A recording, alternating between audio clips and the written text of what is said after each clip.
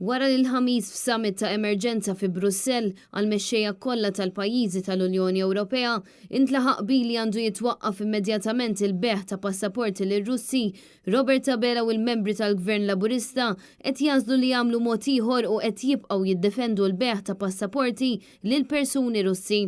L-Unjoni Ewropea qed tinsisti li dawn l-iskemi jitwaqfu fejn jitlu ċittadini Russi fl-isfond tal-attakki ta' Putin fuq art Ukrena mingħajr raġuni valida u fi sforz li jkunu kontrollati Russi oligarki jew qrib Vladimir Putin li jkollhom aċċess faċli għall-Ewropa.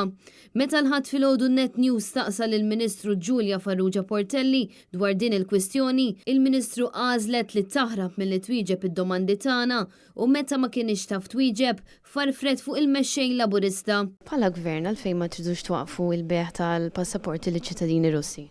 Naħseb il-Prim Ministru kien ċar ħafna fil-kummenti tiegħu qegħdin nimxu mal-linja li qed tiġi diskussa fuq livell Ewropew. Giulia Farrugia Portelli insistiet illi hu kien ċar fi kliemu.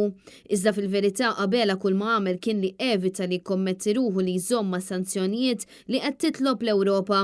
U minflok għax m'għandux idea kif jista' jagħmel tajjeb għal flus li jitlef jekk ma jbiħx passaporti lir-Russi, meta sab daru mal-ħajt għamel dak li dejjem għamel u nfexx jattakka il-Partit Nazzjonalista.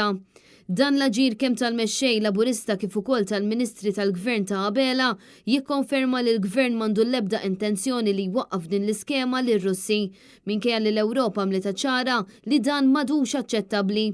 Intant Net News għadu qed jistenna tweġiba mingħand is-Segretarju Parlamentari Elix Muscat dwar jekk hux lest jippubblika speċifikament l-ismijiet ta' Russi li xtraw passaport Malti u jekk erba' individwi partikolari li għandhom rabtiet xejn sbieħ ma' Putin għandhomx passaport ta' pajjiżna minkejja li ilna 3 ijiem li tlabnieh jagħtina din l-informazzjoni.